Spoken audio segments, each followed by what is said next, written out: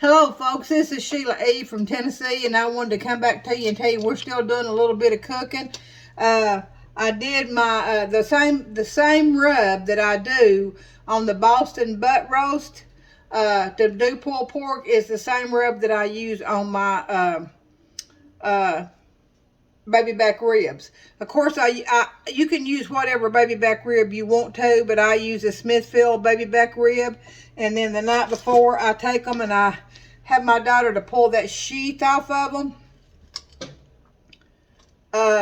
That's on the back part of your baby back rib. And if you don't pull that off, you won't be able to eat them because they'll be pitiful. So anyway, what you do is you wash them good. And I put mine in a big old stainless steel bowl like this. And then I pour a cup of a can or a bottle of Dr. Pepper or anything bubbly.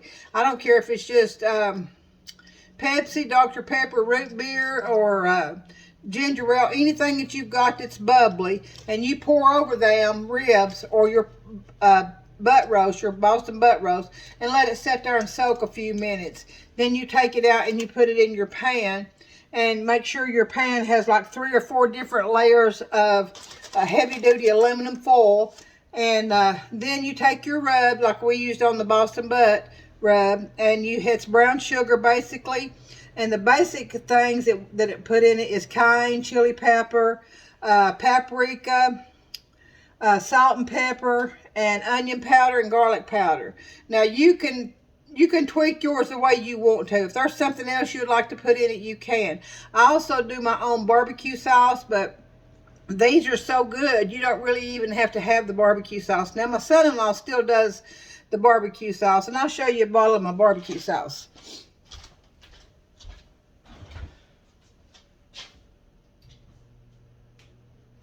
Hold on, folks. I'm looking for it right here in the refrigerator. I didn't have one handy.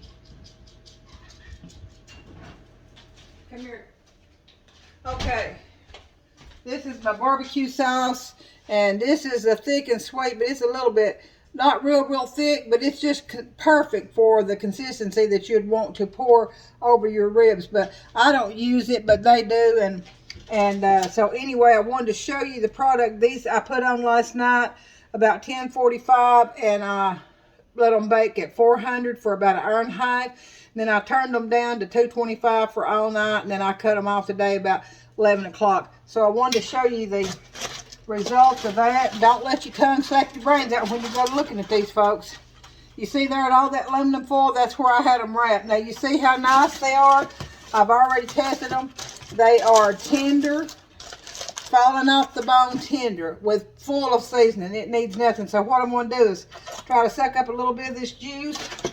As you can see here, I'm taking that turkey thing there that you suck up the juice out of the turkey, bottom of a turkey baster, and I'm pouring this juice over here while they're sitting here cooling.